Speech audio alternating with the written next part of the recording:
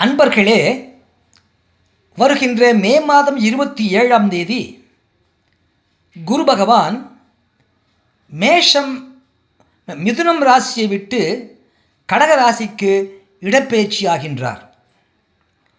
அந்த கடக ராசியிலே அந்த குரு பகவான் உச்சபலம் பெறுகின்றார். அந்த கடக ராசியிலே குரு பகவான் உச்சபலம் பெறக்கூடிய அந்த இடம் விருச்சிக ராசிக்கு 9ஆம் இடமாகும்.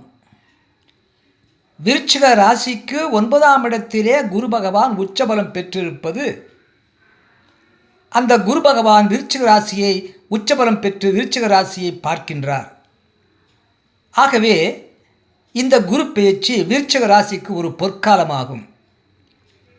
விருச்சிக ராசிக்கு 8ஆம் இடத்திலே கடந்த குரு பெயர்ச்சி முதல் வருகின்ற மே மாதம் 27ஆம் தேதி வரையிலும் விருச்சிக ராசியிலிருந்து 8ஆம் இடத்திலே சஞ்சரித்து வந்த அந்த அஷ்டமத்து குரு காலத்திலே இந்த விருச்சிக ராசிக்காரர்களுக்கு இந்த கஷ்டங்களெல்லாம் நீங்கி ஒரு பொற்காலம், ஒரு நல்ல காலம் விடியவிருக்கின்றது.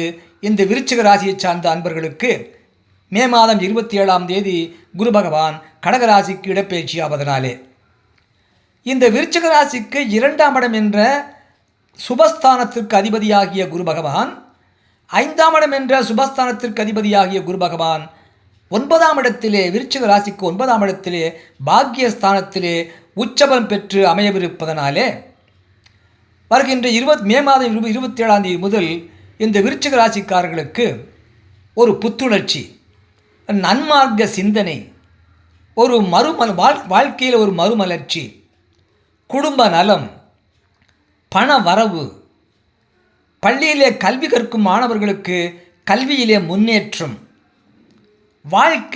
வாக்கு தவறாமை, நல்ல வாக்கு, முறையான ஒழுக்கமான வாக்கு சிந்தனை, வாக்கு முறைமை, வாக்கினை காப்பாற்றக்கூடிய தன்மை, 5ஆம் இடத்தை அதிபதியாக இருந்து அவன் 5ஆம் இடத்தை பார்ப்பதனாலே புத்திர பாக்கியம், புத்திரர்களுடைய சிறப்பு, புத்திரர்களது நலம், தாய்மாமா சிறப்பு, பூர்வ புண்ணிய சிறப்பான நற்செயல்களுக்கான நற்பலன்கள் ஆகியவையெல்லாம் ஒரு பொற்காலமாக அமைந்து இந்த விருச்சிக ராசிக்காரர்களுக்கு கஷ்டங்களெல்லாம் நீங்கி நல்ல காலம் பிறக்கவிருக்கின்றது.